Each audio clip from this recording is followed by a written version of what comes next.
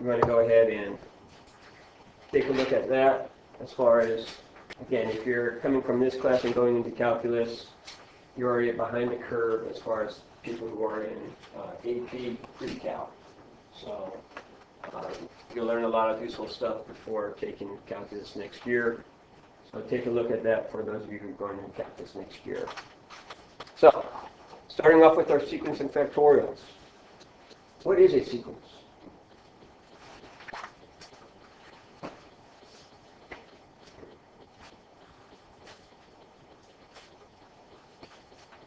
What is a sequence?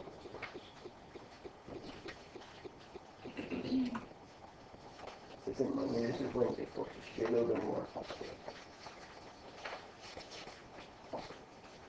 Is 1, 3, 5, 7, 9, 11, 13, is that a sequence?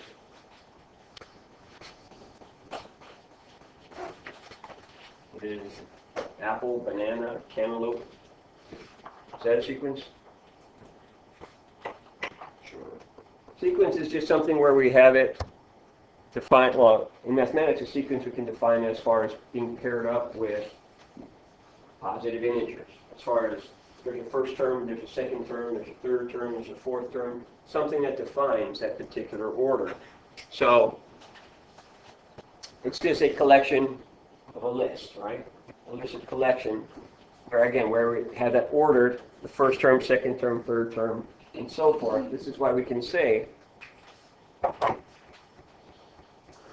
you can think of this as a function whose domain is all positive integers, right? So my first, when n equals 1, that's my first term, a sub 1. My second term, corresponding to n equals 2, my second term, a sub 2, and so forth. Always down to my nth term, always on down, heading on down towards infinity. So we say that an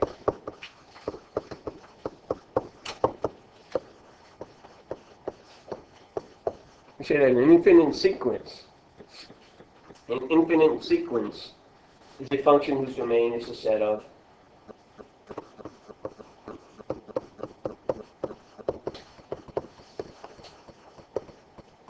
positive integers. All that means is that I have a first term, I have a second term, I have an nth term, I have an n plus 1 term, always on down to infinity. And if the domain of the function consists of the first n positive terms, I'm stopping at n equals 5. I'm stopping at n equals 20. It's no longer an infinite sequence, but a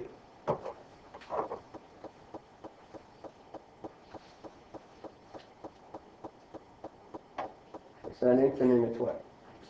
Finite.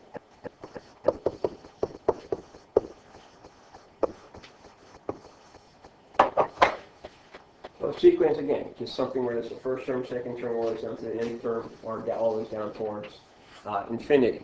So when we look at some of these, we want to write the first 5 terms of the sequence defined by a sub n equals 2n plus 1. My first term, where n equals 1, a sub 1,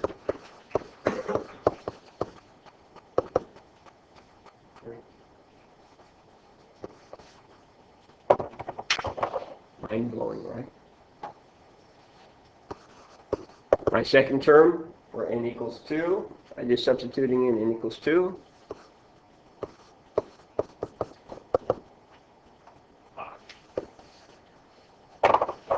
Steven's the only one who can do this. That's all right.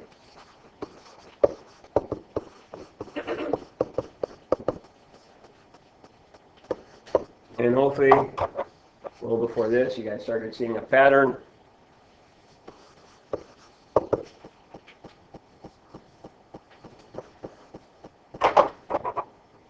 And my fifth term. So here, again, for the first 5 terms, all I'm doing is substituting n equals 1, n equals 2, n equals 3, n equals 4, n equals 5. I could keep going. If I wanted to find out the 25th term, what would I do? 5 and 25.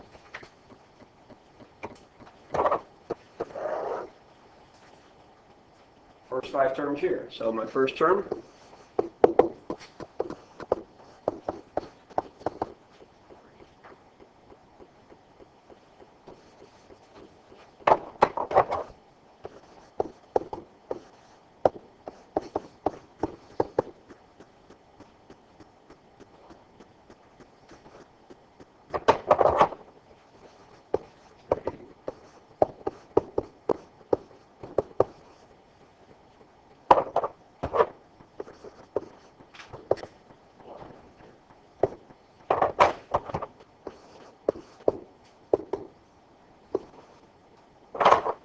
sometimes it's not just in order, I'm adding 2 or I'm subtracting 5.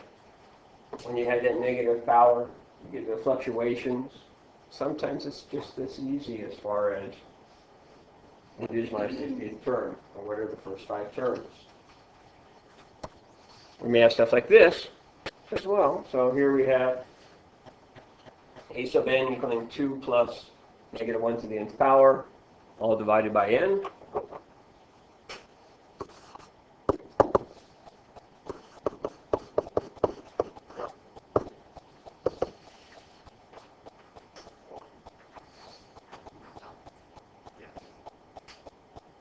Yes, no? Right, so 2 plus, sorry.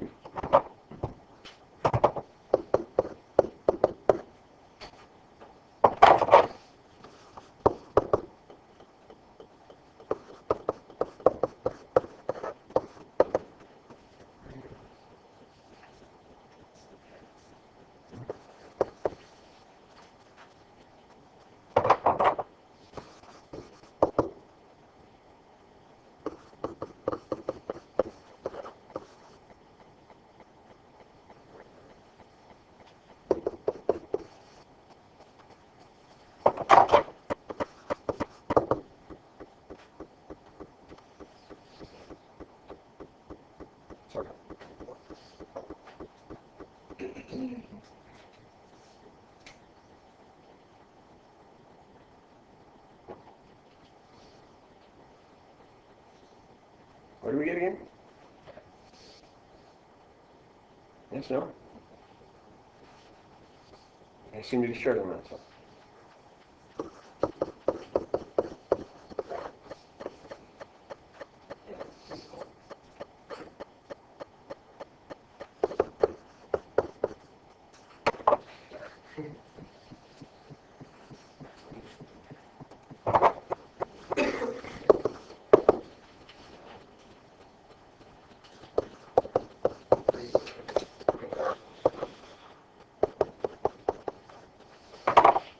Again, sometimes just by looking at those numbers, you can't even really define what is that series going from 1, 3/2, 1/3, 3/4, 1/5.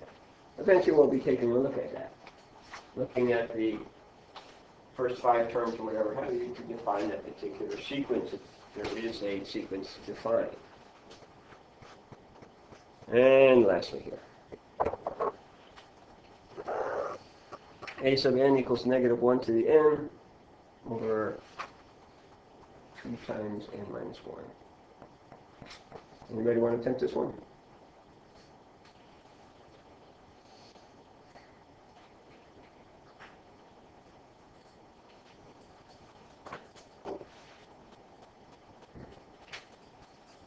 Efficient fool. Oh, wait, no.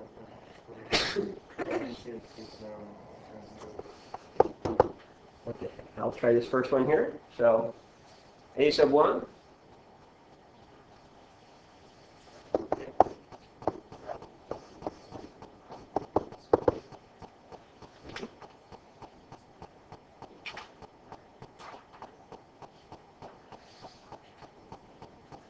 I'm hearing it. Negative 1. If you get a negative 1 over 2 minus 1 over 1.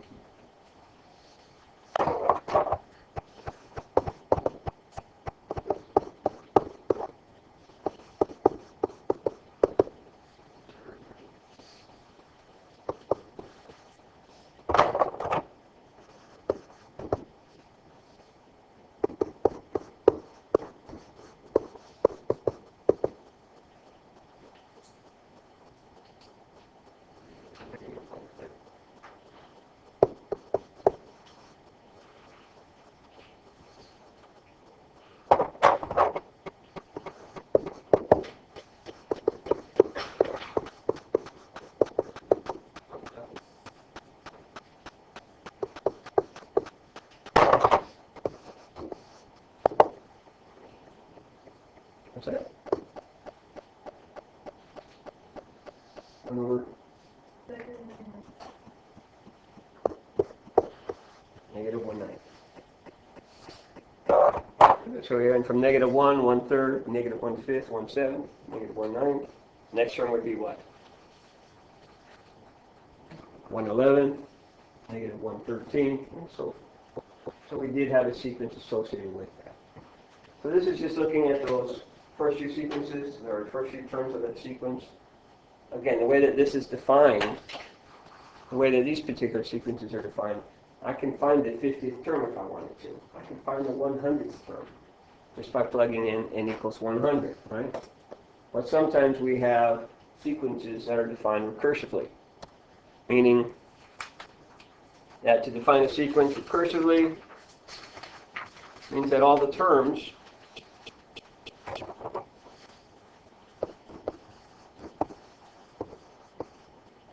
of the sequence are defined by previous terms.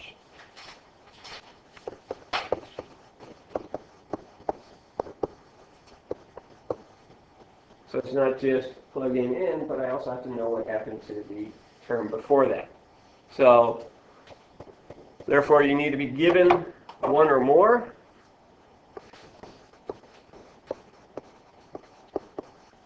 of the first few terms.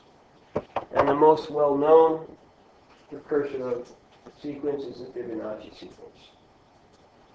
So, let's take a look at that Fibonacci sequence.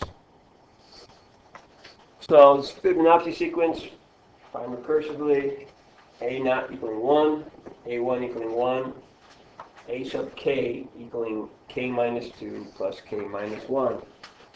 So, if we want to look at the first 6 terms,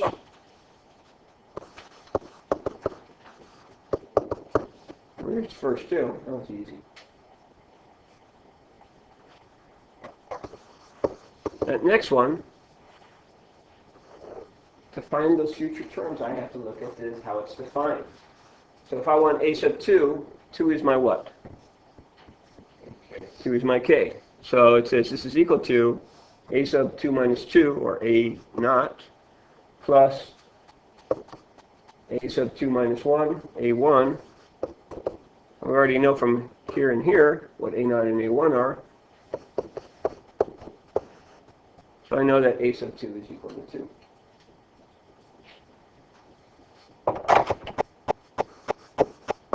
A sub 3, how's a sub 3 defined? How do I know how to find A3? Absolutely. A3, so now my k is equal to 3.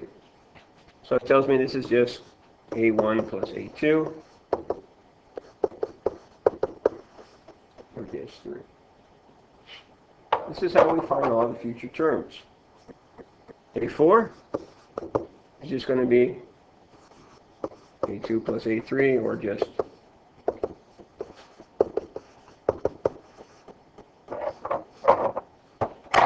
and lastly, A5.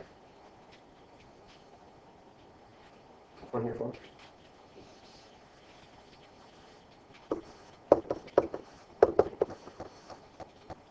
So being recursively defined, again, meaning that I can't just say, what is the 50th term? I have to know something about the previous terms. But this particular one, again, known as the Fibonacci sequence. These others are just some recursively defined sequences. So here we want to write the first 5 terms. In this case, it's not using 2 previous terms, it's only using 1 previous term. Sometimes it may be using 3 or 4 terms, or it may just be that 1 term itself that you're using. So in this case, we have a sub 1 equals 6, and a sub k plus 1 is equal to ak plus 1. So, first one was duty, right? A1 equals 6.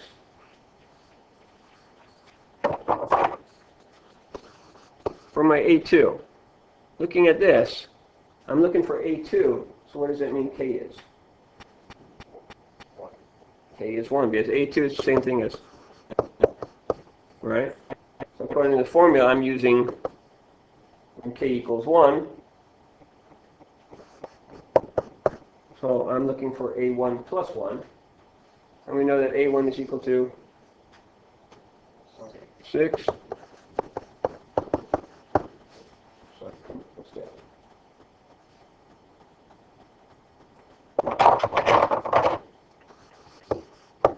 A3, what is my k here? 2. My k is 2. Because again, this is defined for k plus 1. So whatever we're looking at, we're going to be subtracting 1 from my k. So a sub 3 means I want my k to equal 2. So that says I'm looking at a2 plus 1, or just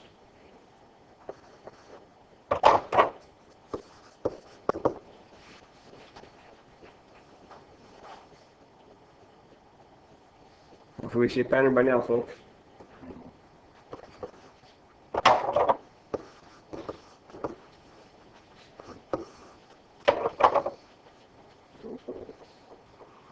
So this is another recursively defined sequence, knowing that we have to know the term before that to actually have any future, come up with any of the future terms. Question?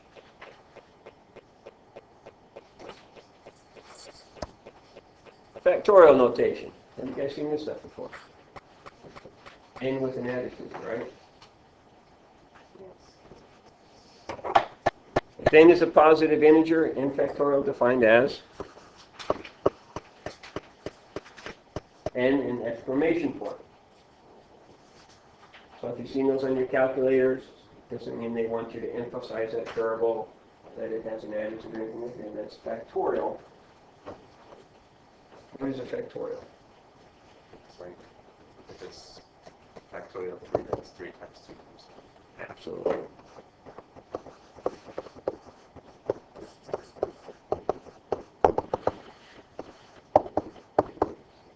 What a factorial is, as Chris said, is whatever my n is, I'm going to multiply it every integer all the way on down to 1. So n times n minus 1 times n minus 2. In particular, there's also an exception. 0 factorial is not equal to 0, but is equal to 1. So if I have something like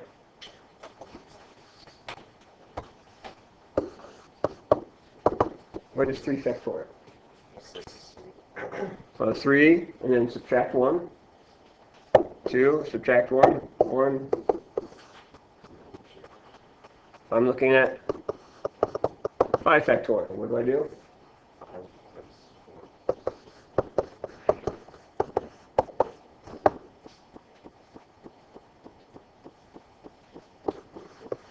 So you can see with these factorials, it's just a small factorial. These numbers go very, very large.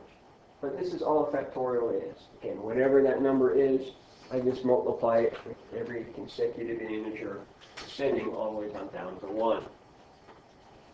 I can also look at something like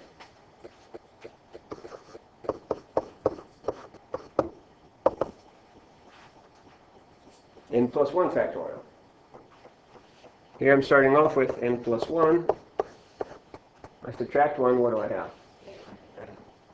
I subtract 1 from there. Always on down to 1. Depending upon what n is, right? That may be a very large list or a very small list. This is all a factorial is. But we can use these factorials, so you see factorials used quite a bit when we talk about sequences. So for here, let's just evaluate these factorial expressions first. So here we have, and if you notice there's no calculators on your desk, so yes, we're doing this without one. 9 factorial over 3 factorial times 7 factorial. Well, if I want to, I could calculate 9 factorial.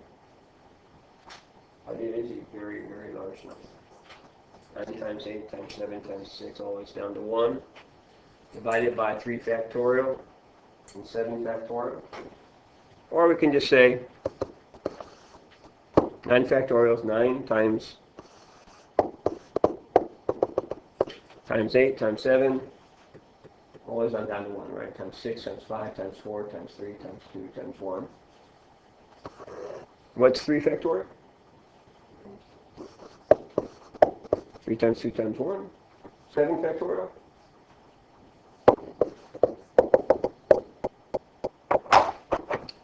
What do I have in my numerator? What mathematical operation am I doing in both numerator and denominator? So you can divide them both by the 7 factorial and have 9 times 8 over 6. I can, since I am using multiplication, everything I have here are factors, they're not terms, and we can cancel common factors. So here, you can cancel, as Megan said, all those factors, 7 times 6 times 5, all the way on down to 1, leaving behind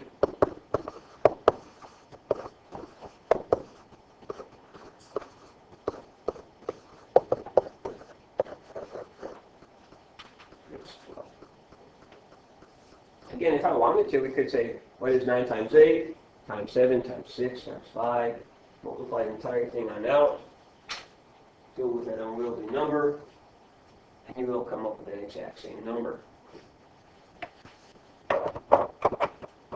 Over here, I have 3 factorial times 8 factorial over the product of 4 factorial times 4 factorial.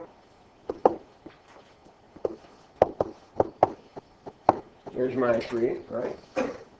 My 8 factorial.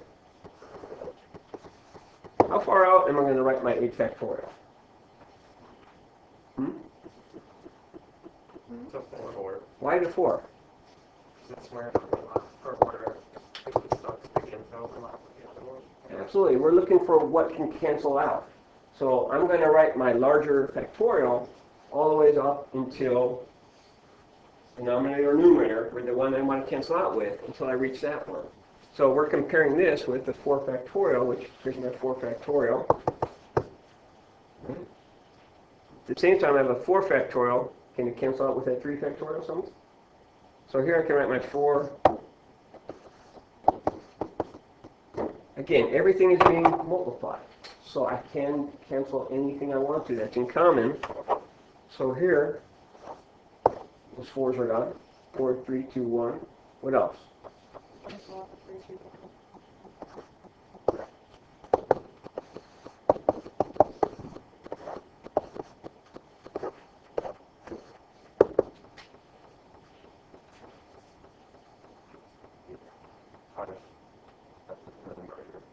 Oh, there's the 5. It's still hiding. It's there. It was hidden underneath.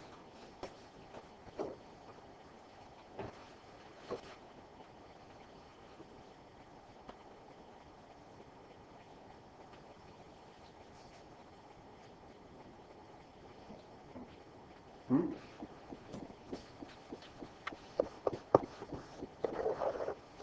Six times 5 is, what's anything? 6 times 5 is 30, right? Times 7, 210. Times 4, times 2, 420. And what about this one? There's no numbers in here. But again, what you want to do is look at the larger one and the smaller one. So which one's the larger? N plus 1.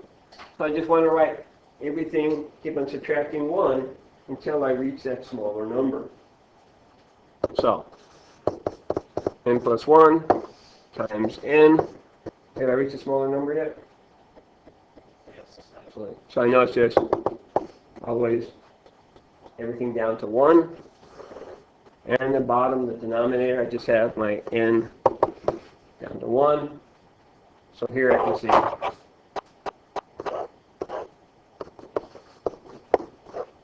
just want to put n plus 1.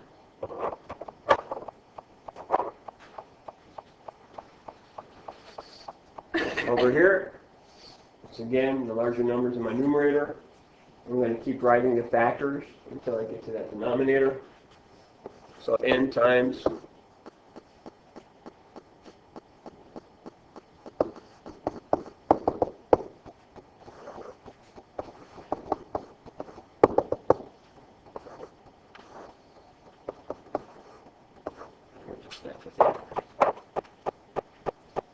these are my factorials. Questions on factorials?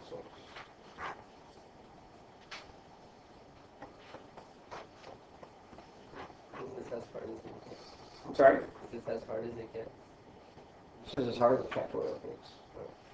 I mean, a factorial is just the way that we're defining these. Unfortunately, if I asked you to calculate 20 factorial without using a calculator, that would be a task. Maybe about this big. Those numbers go very large. But again, your calculators have all that stuff, and here I'm just introducing factorials in particular because you'll see it in sequences and series quite a bit. Such as here. You want to go ahead and write the first 5 terms of each sequence. So here we have a sub n equals 3 to the n plus 1 all over n factorial.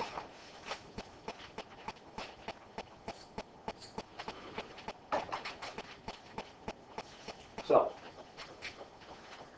when you're dealing with factorials, a lot of times you'll see them not really starting with n equals 1, but sometimes they start with n equals 0. Can we do that here? Can I start with a sub 0? Yes. Let's see. 3 to the 0 plus 1 over 0 factorial. Can I have a 0 factorial? Yeah. It equals 1. Actually, that was something that was previously defined. 0 factorial is equal to 1.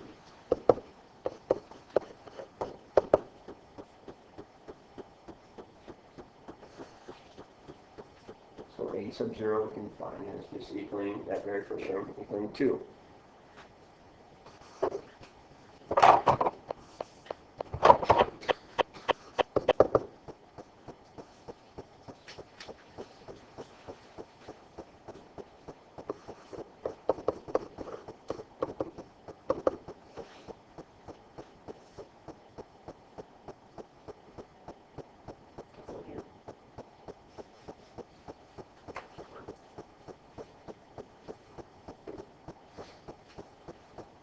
So here we have 3 to the first power plus 1 over 1 factorial, 4. giving us,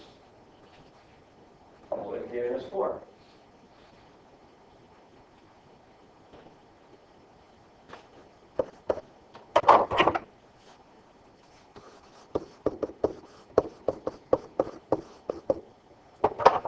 Now we have 3 squared plus 1. Yes. How is 0 factorial 1? Oh, That is the one exception, right? That's a special case, which we call the 0 factorial. 0 factorial is equal to 1. Everything else is n times n minus 1, or 5 times 4 times 3 times 2 times 1, but 0 factorial is defined as 1. okay. So our a sub 2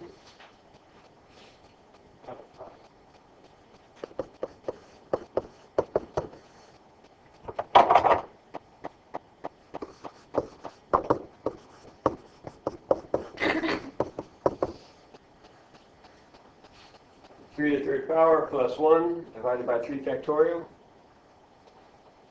14 thirds.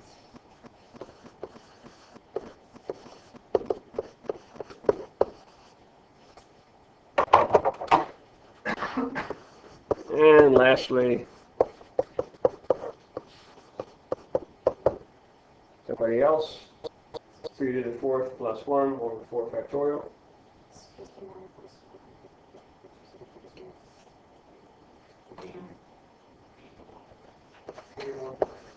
So 82 over 24. Sorry.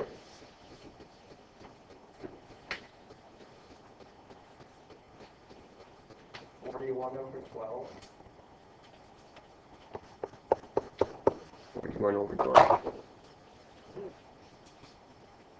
Let's make sure in common is 2, so 41.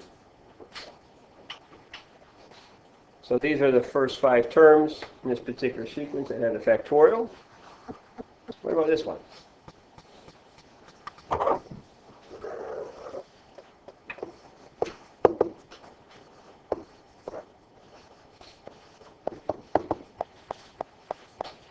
Who to the 0 is? 0 factorial.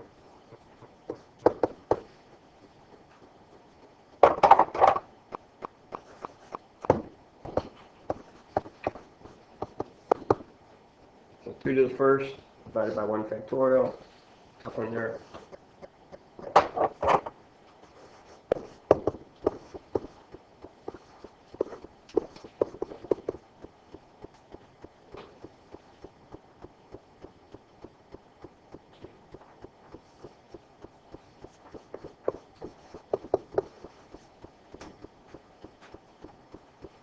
And then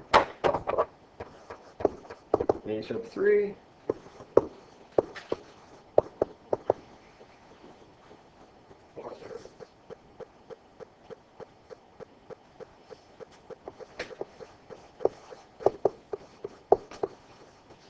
And get 8 over 6.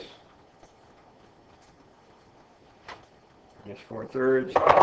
And lastly,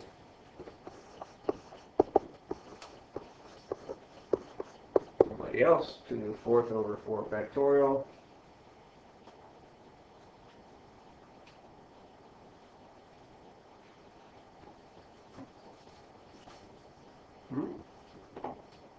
Let's see, so 2 to the 4th is 4 factorial. Anything else? Clean it.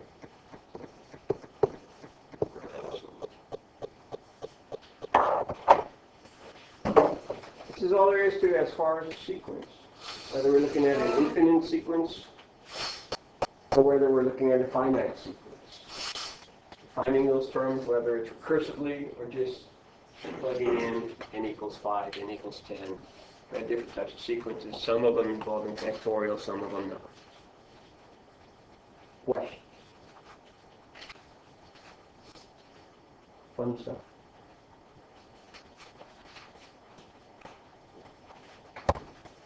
I know you guys wanted to do this stuff.